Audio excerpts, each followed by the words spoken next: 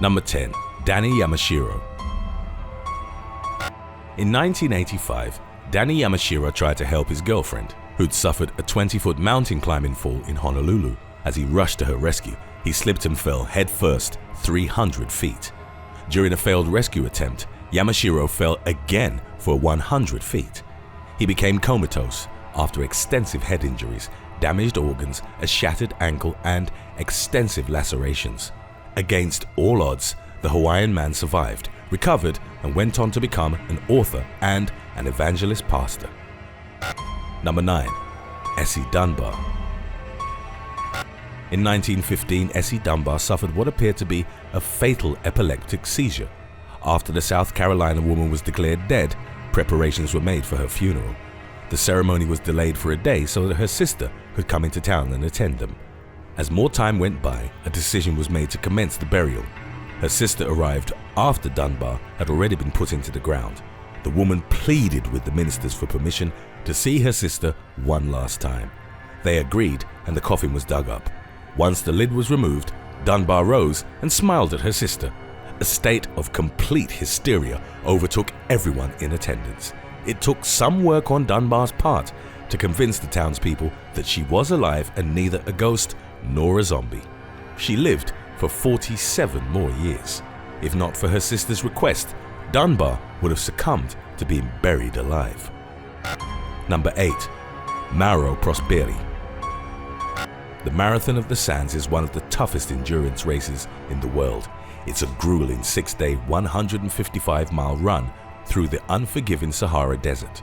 In 1994, Italian athlete Maro Prosperi was taking part in the event. At some point, he was caught in a sandstorm and lost his way. He then started running in the wrong direction into Algeria. After 24 hours, he ran out of food and water. Prosperi arrived at an abandoned Muslim shrine, where he survived by decapitating the bats he found on low ceilings and drinking their blood. Prosperi waited for rescue, but both a passing plane and a helicopter failed to notice him. To avoid a long and tormenting death, Prosperi slit his wrist with a penknife. However, the lack of water had caused his blood to thicken and the wounds clotted. The athlete regained his composure and set off once again, walking in the direction of the early morning clouds, as he'd been taught by a tribal guide. He ate insects, reptiles, and cacti before ultimately arriving at an oasis. It was there that he was found after spending 9 days alone in the desert. When he was rescued, Prosperi had lost 40 pounds and was roughly 186 miles off route. He went on to receive a hero's welcome back in Italy. Number 7. Ludger silvaris. Some say that Ludger silvaris ended up in jail simply as the result of a drunken street brawl. The legend, however, claims he'd had a precognitive dream about an impending disaster and was locked up as a drunk while trying to warn everyone. Regardless, Silvaris was confined to a bomb-proof cell that was partially built underground. The next day, the 1902 Mount Pelée eruption took place on the French island of Martinique. A giant mushroom cloud rose from the volcano, darkening the day sky. Catastrophic pyroclastic flows traveled at great speed and leveled the city of Saint-Pierre in less than a minute, killing an estimated 30,000 people. The features of Silvaris' cell saved his life. It had no windows and the only ventilation was a narrow grating in the door facing away from the volcano. Fine ash and hot air got in through the door grating and the man covered the opening with his clothes, which he also urinated on.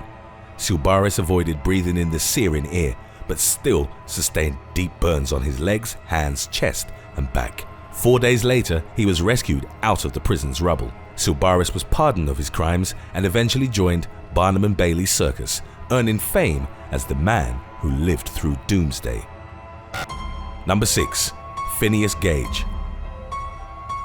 On September 13th of 1848, railway worker Phineas Gage was blasting rock in preparation for a roadbed south of Cavendish, Vermont. After boring a hole in the rocky outcrop, Gage used a tamping rod, which was basically an iron javelin, to pack the hole with gunpowder and inert material.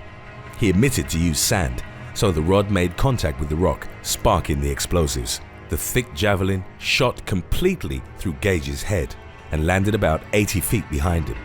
It pierced through his left cheekbone and exited through the top of his head. It was a horrific injury that would have killed most people. Gage not only survived but was conscious and able to speak in the immediate aftermath. A few days later, he would drift in and out of consciousness, but ultimately regained his strength and returned to work. However, according to some reports, he was no longer Gage. He supposedly became aggressive, unreliable, uninhibited, and even had psychopathic tendencies. His personality had changed, presumably from the brain damage he'd sustained, but the extent of those changes has been considered an exaggeration. Number 5. Anne Greene. In 1650, domestic servant Anne Greene was wrongfully accused of infanticide and sentenced to hang.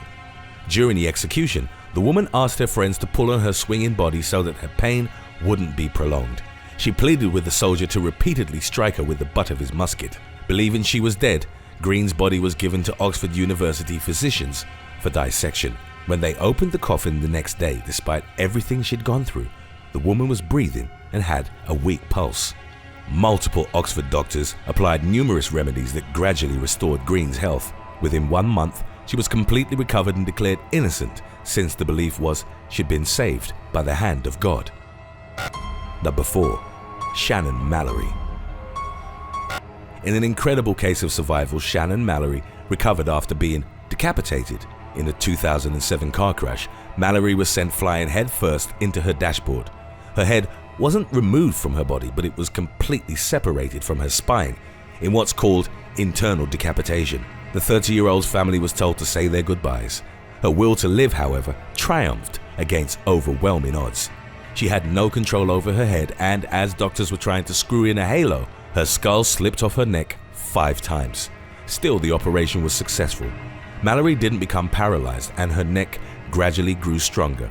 Her progress was nothing short of miraculous, but the nerve damage sustained in the accident did leave the woman permanently cross-eyed. Number 3. Anne Hodges. Anne Hodges is the first person on record to be injured by an extraterrestrial object. In fact, the US woman was extremely lucky to have escaped with her life. In late November of 1954, a fireball, visible from 3 states, streaked across the atmosphere. A grapefruit-sized fragment then crashed through the roof of a house in Oak Grove, Alabama. It struck Hodges as she slept on the couch. A direct hit would have likely killed her, but the meteor ricocheted off a large wooden console radio before striking the woman. Hodges was badly bruised on her side, but her injuries weren't life-threatening or permanent. After disputes over ownership of the meteor, the piece was returned to Hodges, who later donated it to the Alabama Museum of Natural History.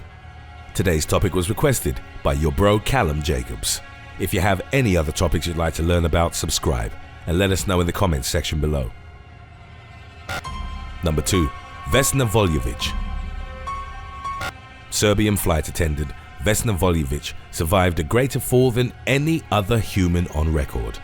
On January the 26th of 1976, a briefcase bomb tore through the baggage compartment of JAT Flight 367.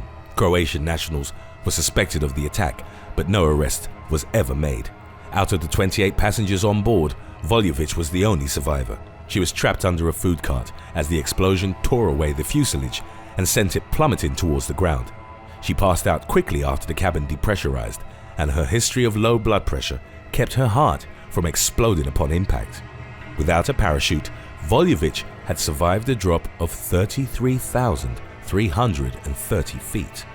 Her screams were heard by a farmer who'd been a medic in World War II.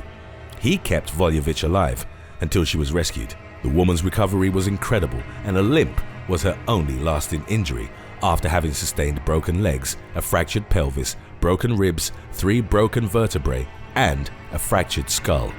Hailed as a hero in Yugoslavia, she had no memory of the accident and tried to resume her job as a flight attendant, but was given a desk job. Before we move on, official They Will Kill You merchandise is now available at theywillkillyou.com. It's out of this world. Number 1. Franes Selak. Few human beings have had such intense or numerous bouts with the Grim Reaper as Franes Selak. In 1962, The Croatian man was on a train that derailed and crashed into a river. He suffered from hypothermia and sustained a broken arm, while all other 17 passengers lost their lives. The following year, Selak embarked on his first and only plane ride. Tragically, the aircraft crashed and everyone on board perished. Selak, however, had been blown out of a faulty door and safely landed on a haystack. In 1966, he was on a bus that skidded off the road and landed in a river. 4 passengers drowned, but Selak swam to shore, having only sustained some cuts and bruises. Over the next decades, Selak survived 4 separate car accidents. In one of them, his car caught fire and he escaped before the fuel tank blew up. A few years later, his car malfunctioned and sent flames through the air vents, completely singeing his hair. Then in 1995, he only sustained minor injuries after being struck by a bus in Zagreb. The following year, Selak was driving on a mountain curve and avoided a head-on collision with a truck.